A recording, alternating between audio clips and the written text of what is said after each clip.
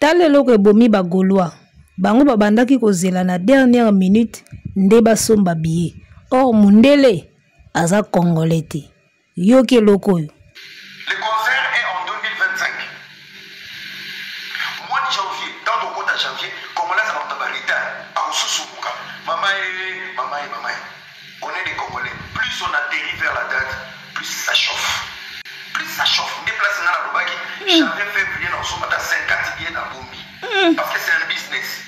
Maman, je suis bon, on a pas mot. Ma place est bien au sale. Ma signé contrat à Bino. Batubaya, Bayate, Bobeta Pia, État Sal. Ça, la situation naïe. Tant que vous avez salle, c'est que tu as mesure de remplir. Si tu ne remplis pas, où est le problème de la salle? Yo ya ko louer mutu ke pana ngana ba louer so mutu kana ngai ne mo louer mo na $1000. Soki bato batondi te vraiment na boto lo na lo mutu tondi sang.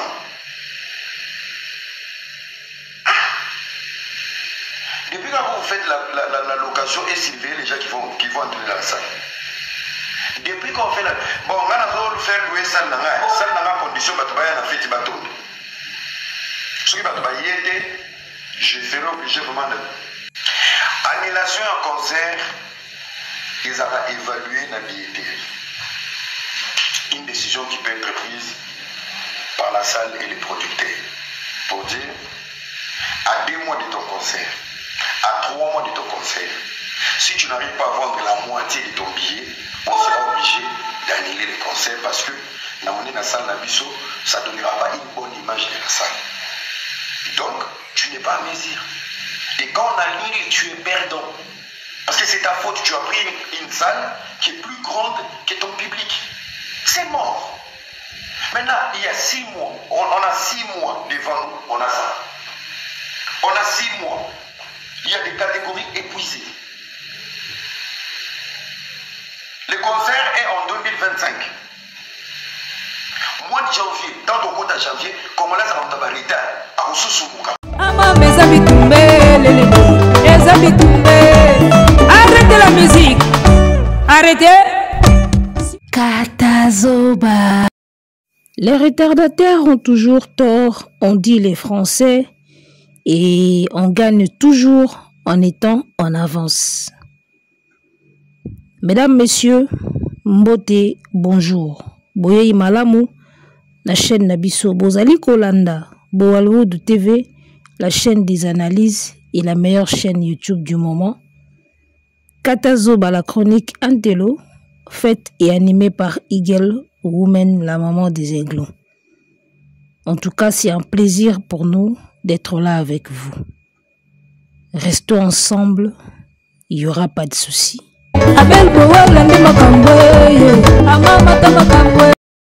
Era Ramsès, au cours de son live, il a fait son exposé. Moi, je suis tombée sur cette vidéo quelque part. Yango na zui yango, to solo lango nano lelo. En tout cas, je suis déçue. Comment on a que Era, un garçon intellectuel, ndenge toyokaka, vivant en Europe en plus, azo réfléchir, ndenge azo réfléchir wana. En tout cas, je suis choquée. Tolobaka keso muta komi ko défendre artiste à Bova asila ramaeli. On dirait zakaka slogan te, hein? On dirait quelque part réalité. Hein? Donc Nathalie pene émission où on a le ouais et Rasiko yoko azo réfléchir, on dirait mutuba auto beta il y a une semaine. Sans blague. Il en réfléchit maintenant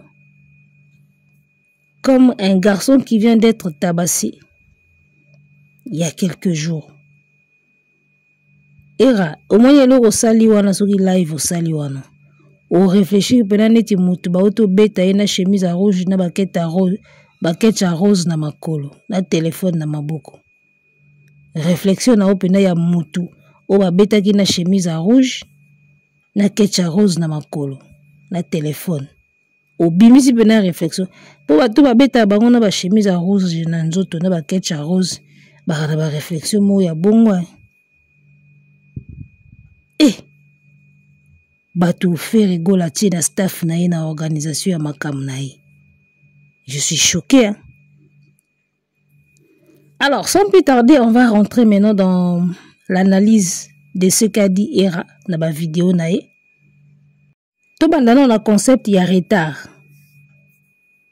Concept ya retard. Hera. Na ebité. Ba français balobaka les retardataires ont toujours tort. Et nga na la phrase moko na lobaka, on gagne toujours en étant matinal. Ça c'est une phrase que je me suis dite à moi-même pendant période où na bandé ko sala ba démarche administrative pour na ba voyage nanga ya ba Schengen banini. Makambo ça dit que à chaque fois que nazaki na ba démarche administrative, à chaque fois que nazalaki na ba voyage nanga nazalaka toujours matinal, nalamuka toujours avant. Et puis j'avais remarqué que à chaque fois que nalamuka très tôt pour na kende makambo na gagna kaka. On gagne toujours en étant matinal. Na kenda voyage à Liboso na Cameroun, baibanga téléphone na Pascal, j'étais sur une moto, na valise nanga. Parce que embouteillage ezala ko na biso na zui taxi na ofuta mbongo pamba. J'ai pris une moto, na tie valise likolo, na matina moto valise na katikati na mukumbi moto valise ekaboli biso. Na simbi valise, na simbi téléphone na maboko. Nazo kende, baibanga téléphone na Pascal, benda ngango penaka na embouteillage tant to freiner moi muki a bendi téléphone. Pourquoi est-ce que j'avais mon téléphone en main? J'avais mon téléphone en main parce que je devais communiquer avec la dame y a production. Elle était censée m'envoyer le billet une fois que je mets les pieds à l'aéroport. Nde a validé billet nanga. Ba billet électronique. Bato ba billet électronique. Donc c'était censé na komi na aéroport na niati makolo na aéroport Anjili. Nde siko alobi ba valider billet nanga pour na zwa vol. Test à Covid na téléphone. Makambutu na téléphone, correspondance na téléphone, tosola na ye na téléphone. Babenda téléphone nga likola moto na Pascal. Na koma lowa liboma. Na ebisi mota na lobi papa. Komi sangai na aéroport. So na komi na kati, il suffit na mona ka cyber café. So na monika cyber, je vais tout récupérer là-bas. Atiki nga pe na aéroport. Na komi na koti. Cyber eza wapi balaki singa. Tito sala bongo 6 heures moins. Ezaki ba période au 5 heures lumière ekotaka. Il y a des périodes au 5 heures lumière pene si ekoti. Boza 5 heures mais lumière ici bimi pendant ndenge tongo. 6 heures moins.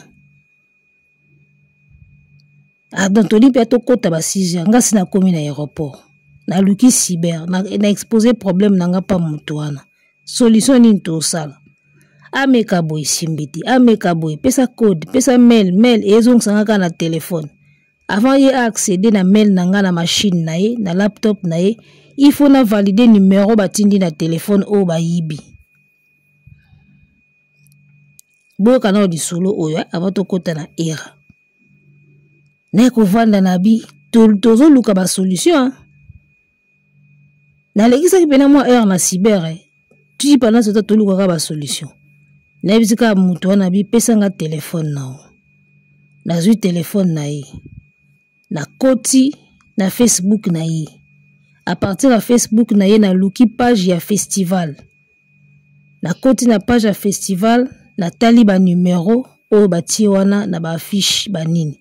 Na récupérer numéro moko eza na affiche. Na bengi boto bengango na bengi siko numéro na zui peka net la dame là. Donc je n'avais même pas enregistré le numéro. Tout est parti avec mon téléphone. Naibisi y problème et comme linga na binaza déjà na aéroport, si tu peux valider mon billet, fais-le. Punga na nanga déjà na aéroport. T'es sûr nabi tinda billet maman. a validé billet atindelinga billet électronique na WhatsApp ka na téléphone ya Joanna to sa tout na téléphone na ye ya muta cyber atindi billet électronique atindika numéro na komi numéro ya billet na cahier na papier na bon billet zwami siko etikali test covid po batinda ngo na mail so sali test covid eyaka na mail na kata chombo tout na kata chombo nepsi papa etikali test covid eke na téléphone tout ça ndeni mail nanga peso ko kota ngo na laptop te po il faut na valider numéro na téléphone o eke aibsingi ezalaki positif to négatif na bi ezalaki négatif déjà dona nanga négatif do covid ate abi bon akoti kaka nzoka na ordinateur na ye lokola ye azalaka na aéroport asalaka déjà bato ba bloka bata covid eza déjà na machine na ye abi bon tozo remplacer oka awa abimisika papier ya mutu moko alongolika kombo na ye a remplacer na kombo nanga ka papier covid ya mutu wana oya inconnu atie ba kombo nanga atie makambo nanga tout a imprimer siko impression ya salaki na qualité ya papier na ye eza ndenge moko te na papier oyo ezaka na ANRB a imprimer apesinga na komi na billet na test ya covid passeport nanga ezalaki nango pepele carnet vaccination pepele donc on a expliqué makambo kozala na avance ti toluka ba solution ti bayiba inga na Pascal moto a telemi tozo luka ye akewa pi bolanda ye muyibi donc ta wana nisto lexi na Pascal ta on a comprendre que na kozwa ka yete to bandis ko kende aéroport to komi aéroport to bandi ba démarche ya koluka ndenge ni to kota en contact na festival portinda billet na ba test covid na silisi na zui test covid na zui billet na kesi koyo na bandi ba formalité go pass check in nga kut na baki lelo na aéroport awako ba obela nga pe na micro nde babela ka ba dernier passager madame Kingandi dernier passager vol Kingandi linge kende nazo banga na bina ko rater vol parce que ba manœuvre na so bando tala na stress ya téléphone ki bo sala boy eza na téléphone bo luka boy pesa mot de passe eza na téléphone pesa nini eza na téléphone test ko tout ezaki ka na téléphone si to sali apesinga test covid na pesinga billet passeport ezaki nango normal na sisi ba formalité ok côté balongolaka sapatu ba checker yo ok na scanner etali yo na leki mama na komi na salle d'attente na kuti batu bavandi to bando zela avion yaya donc ba démarche wana nyonso na salaki na kipeleke sinazwaki na Pascal ti tozoluka muyibi tozoluka boy na ndenge tokomi na cyber tozoluka ba solution j'avais suffisamment du temps les gars na vandi na salle d'attente ngamoko na salle muteba na bi ouais on gagne toujours en étant matinal. C'est la phrase que j'ai faite moi-même à partir de blog na mona. On gagne toujours en étant matinal. Dans le yengene soto sala wana na muta moto na muta cyber, j'avais suffisamment du temps. Suffisamment du temps. Na komi pe na salle d'attente na vandi pe mwa ndambo. Na vandi ko na ondi mate ke ngamutu na vandi wana na silisi makamune so ba formaté tout esili na ondi mate. Balinge ba compliquer nga muke pour la test à Covid parce que papier ou ba saila ki nga impression ezaki moins léger na ba papier ou ba imprimaka na inerbe ezaka lokwa mafuta ondenge ezongela. Nde na expliquer ba mère wana bi mama ba yibinga téléphone test à Covid ezalaki na mail to fungoli mail nanga ka na cyber yango ba imprimer awa. Kota na mail ya bata Covid. Heureusement que ça la mana mail. Tanga koti sko na mail ya inerbe nde moninga abel boala nazananga normal. Ndi na voyager na kinda premier Cameroun nanga na kuta na scène wana premier voyage nanga na Cameroun. Les gars, on gagne toujours en étant matinal.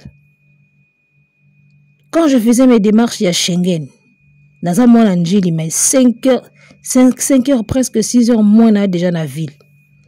Donc même s'il me manquait un dossier, j'ai le temps. Rendez-vous il y a 9 heures. Et nga 6 heures na de akuna, même s'il me manquait un dossier, j'ai le temps au côté na cyber, vite fait na bimisi yango na koti pe na déposer. On gagne toujours en étant matinal. Okobo sanelo moko boy soko koma kika avant, tu as le temps de rentrer ou de faire un tour au komi, aux zongi suwana. Alors, to kangi parenthèse y'a les solo à voyage. Les retardataires ont toujours tort. Et Ramsès, un intellectuel qui défend le retard yaba congolais. N'habité retard yaba congolais, ou balobaka que l'Afrique est toujours en retard.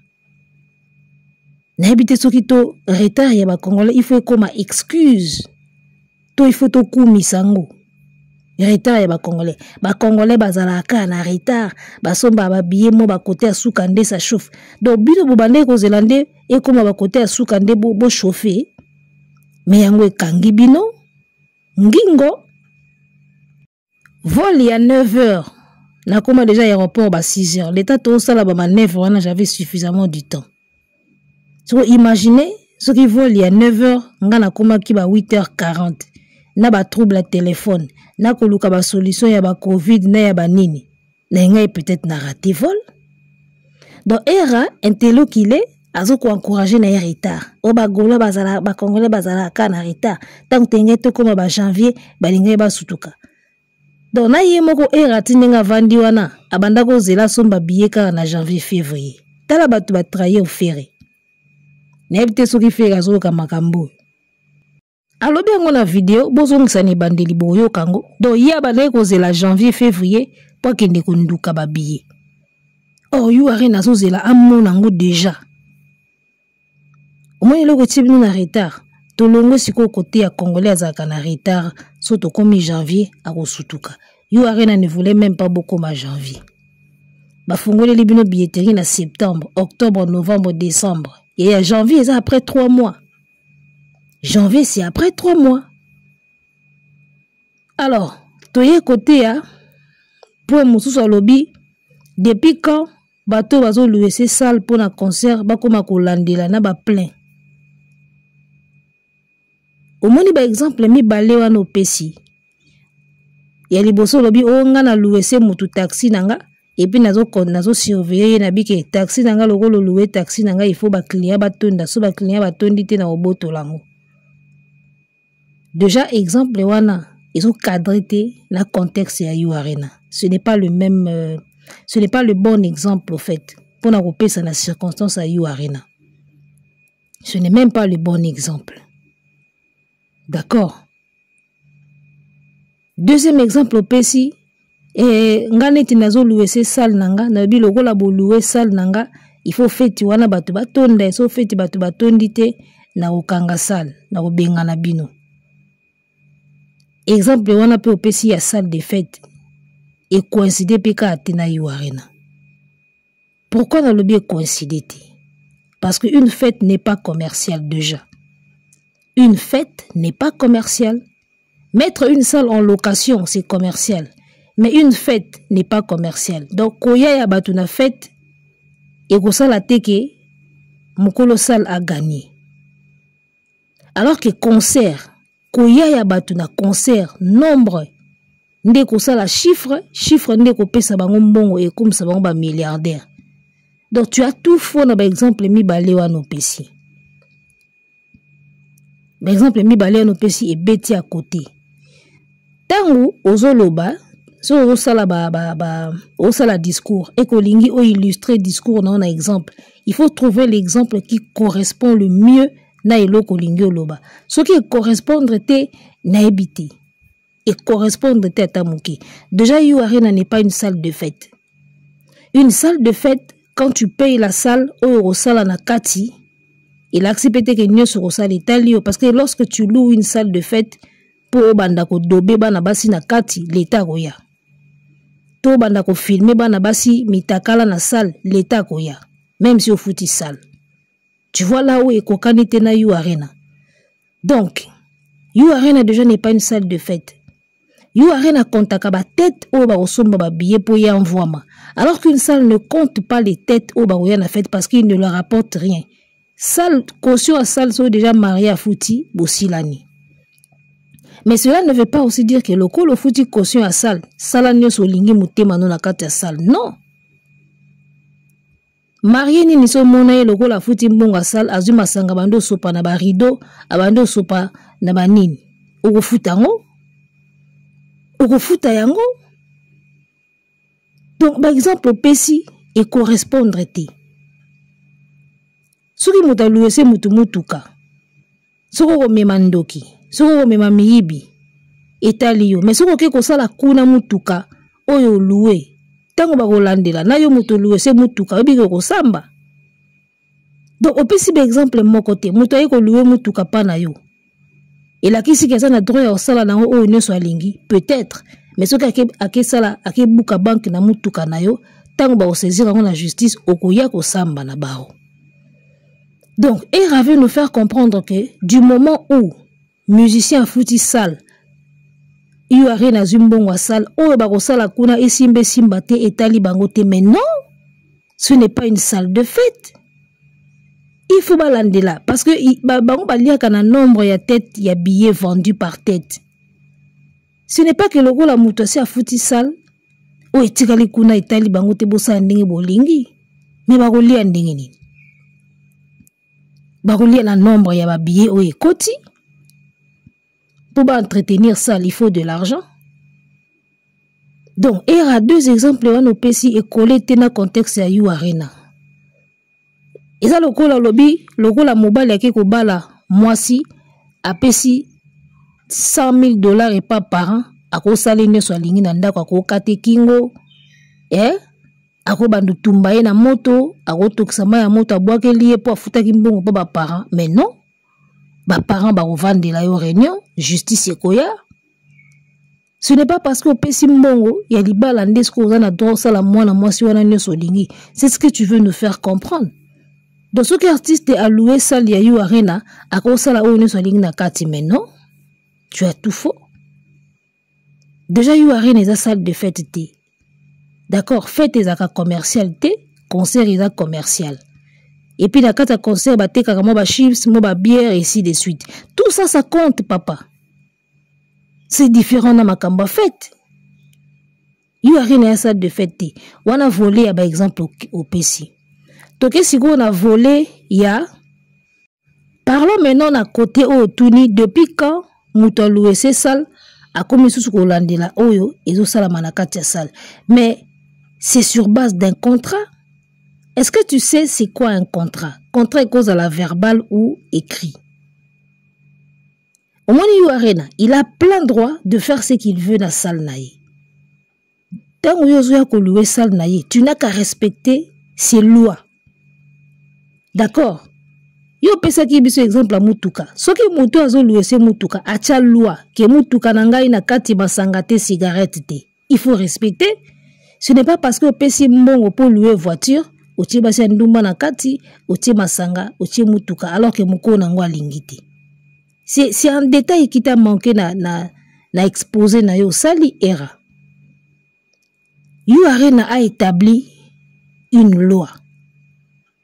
Ce que yo koluka sal nanga, oteki te ndenge biso toza ko estimer oteka, toko benga na yo. Tout le monde connaît ça. Hein?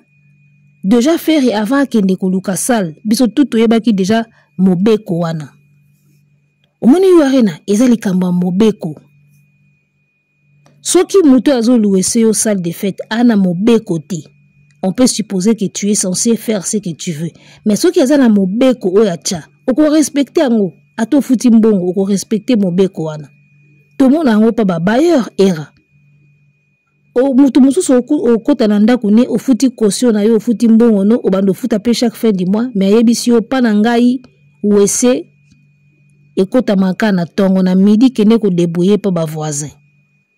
To lobi te ke eza bien, mais eza ba loi o yi atie parce que sa maison l'appartient. Ce que futi mbongo o lobi ke ngana ndimi na nga ba condition wana, c'est que ndima. Ce que moni ke ba condition wana ya kokota wesika na tongo ngana okokate, okei ba mapango ezebele. C'est un détail qui t'a manqué à exposer au sali. You Arena, c'est une salle avec une condition. You Arena, c'est une salle avec une loi à respecter, avec des normes à respecter. Pourquoi? Parce que You Arena a une image à protéger, a une image à sauver. Et ça salle de fête, Era. J'avais dit ça dans une de mes émissions précédentes. D'abord, que bino bozo kansa yu arena dans salle de fête. À la salle de fête té, à la salle commerciale. D'accord? Yo ki ko futela na bandal. Mukolo lupango wana binga lupango nanga bakota ka toilette tika lipapa libanda kota toilette makolongolo. Soko ye ko pesa caution, c'est qu'on ndimi condition wana. Soko ndimi condition wana te ko pesa caution te kende ko luka lupango na bumbu. C'est la même chose avec You Arena. Alors toi tu ne peux pas dire que oh depuis quand mutazo louer ces salles a comme ko landela sous makambo e ko sala na salle. Et ça lokolo zoloba bailleur yandaku ya bandal a se comporter, toi tu as les mêmes lois na bailleur yandaku ya bumbu. Non? À chacun ses lois. Chacun ses trucs. D'accord? Donc yo koki ko obligé te que bailleur ya bandal il faut comme on a ba même loi à établir ba même loi na ba bailleur ya banjili. Non. Mutura mutako tia loi ndenge ya lingi parce que c'est chez lui. Omoni era. Si à toi ozo kende ko luenda ko nde ko linga condition nini o ekoki na yo soki ekoki na yo te simbanzela leka. Bino bo futela kate bo makambo leka banda ko futela te mutu musu ofutela na ndako na lobi ko tia eloko na mur andako na ngate o papier peint ko tia te couleur o kuti vanda nango ka bongo. Si ça t'arrange soko futi mbongo o futi caution koti c'est que c'est peli bongo soko moni ke ngana linga papier peint o ya ba chinois ne bimi mikolo o ezaka na ba relief loko ba caro nga fona chango olongo na ona ndako wana. C'est pareil avec You Arena. C'est une salle avec une loi, une salle avec na mibeko. Ati mibeko na ye. A imposer jeu na ye. Ki awa jeu ezaboy. En donnant la caution na salle You Arena, en acceptant ba peso date, c'est que tu es d'accord avec son jeu. C'est que tu es d'accord pour jouer son jeu. Ceux qui ont échoué na jeu na ye. Obimi perdant. Ya lokola muta koti na casino ba bisi awa soko gagner te mbongo nyoso ekei obima maboko pamba. Yo bandi ko beta ondimi beti casino lio mbongo nyoso ko mosilika. Bozo selaka mbongo nanga casino na bino za mabe papa. Ondima ki les règles du jeu. Obeti soki ba totoli yo mbongo sili simbanzela kende makolo na ndako. Eza question ba règle era. Isa question te ya depuis quand salle et fouti sa mutu et comme asuko landela o mutazo sala mais isa likamba ba norme yo be mukolo ko sala salle na yo soko pesi ba condition ke na salle na ngai na lingi musique ya mukili beta te ka musique ya nzambi o ya moniki ya kokoka na ite aleki o ya moniki ya kokoka c'est pas un problème a fouti mbongo na salle na yo il y a toujours des lois pour quelqu'un qui n'a pas mis les lois c'est lui. Mais pour quelqu'un qui a établi des lois, ou y a tiba loi, la salle naïe, c'est à toi de respecter yom toye ko solliciter. Lui n'est pas venu vers toi, c'est toi qui es allé vers lui. Donc c'est à toi, soit d'accepter son jeu, les règles du jeu, soit de passer ton chemin. Ya loka ba bailleur, ba obligera biso te to va na ndako na bango. Ya opeso ka mibeko ni. So vandi pa nanga ko kota à partir ya 23h to boyi. Souka 22h au quotidien na lupango pour maman lupango akangaka na fungo la nango so ya 23h et aussi ngo sauter mur et comme compliqué la place aux ali so ko moni ke mibeko wane simbi o futi mbongo komi ko futela so moni esimba te o leke ke lukanda ko mususu. Donc voilà, il y a des choses que ozo comprendre mon dieu ozo ça l'effort comprendre te pour se payer ça ba goloa na niveau na yo ndimete ke yo mutoko ko réfléchir ndengwana. Vraiment, je ne sais pas, tu es descendu trop bas. Quand tu défendais Fali, Ozaki, vraiment, tu dégageais de l'intelligence. Depuis qu'on défendre Ferré, c'est comme si on ça la semblant, il y a la zoba pour plaire na bango. C'est pas intéressant. Pas du tout intéressant. Yo ko lo bateke ba congolais ba yaka na retard na ba janvier ba olamuka. Est-ce que mukolo You Arena déjà za congolais? Est-ce que mukolo salwana aza noir? Déjà boye ba keloko moko. Quand tu es noir et que tu avances vers un blanc pour affaire, boye ba ke tozaka na image ya bien te. Nebte so boye bango. Tozalaka na image ya bien te partout. Soko zo kende ko sala makambo na mindele. soignez. Papa, soignez. Déjà, là, tu as image, tu as en retard, tu as vulgaire, tu as brutal, tu as miyebi, tu as fraude. Si vous avez ça l'affaire, soignez. Sinon, ils sont toujours comme ça, les Noirs. Ah, les Congolais, bon. Sinon, ils sont bon. Comment bien beaucoup ko kende na mobondo et puis bobanda kozela ka ba janvier na ba février. Oh, on a suffisamment de temps. Conseil en 2025. Conseil en 2025. Ce qui mokolo sal alingaka mona clair à partir ya premier mois dès l'ouverture ya billetterie. Ana seuil moko oya lingaka mona déjà pour rassurer. So boko me ngote yo mutoko yebisa qui doit se plier na volonté ya nani. C'est ce que vous ne comprenez pas, vous les Gaulois, entre vous et la salle, qui est censé se plier devant la volonté de l'autre? N'est-ce pas vous? Bino mboke ko lukaye? Bino mboke ko luka salle mutuboko se plier na volonté ya mukolo salle na ba norme atie? Ba Gaulois ba tekaki. Tout en 9 mois, il y a des catégories épuisées. Quand tu dis il y a des catégories épuisées, est-ce que tu peux nous dire combien de places il y en a par catégorie? C'est ça votre problème. Vous avancez des trucs, mais vous ne pouvez pas nous donner des chiffres. Mutu moko te affaire na batu nyonso babandi koloba awa apesi ba chiffre exact ya o bateki. Tintin promo to teki ebele. Ok na okuna ba golo bateki ebele. Ok go ebele ça veut rien dire. Donnez-nous un chiffre era. Tout ça na 6 mois à concert en 2025. Déjà ba catégorie ça épousé. Les catégories qui sont épousées là, il y a combien de places par catégorie? Tamususu 1500 places. Tamususu 2000 places. Tamususu 800 places. L'ensemble est peut bien 5000 sur 6000. Ba sepeli na bangote, ba sepeli na bangote. En tout cas, na ebité. Tamusu biso nde to amaele mingité. Bolo banan to yo kabino, tamusu to comprendre. Parce que jusque là to comprendre te. Moi perso je vous comprends parce que na ebi ndenge bozala ka boko kande ko ndima défaite te. Mais après je ne comprends pas. Era yo yebi bien que you arena ceux qui ont sollicité salle na ye et que teki ba bien na seuil o bango ba lingité ba annulaka concert. Olobi yango pe bien na makambo ozoloba wana. Mais comment okoki koya na ba raisonnement lokola et depuis quand mukolo salle de fête a loué ces salles et puis ils ont contrôlé nombre ba toya na fête. Mais ça n'a rien à voir.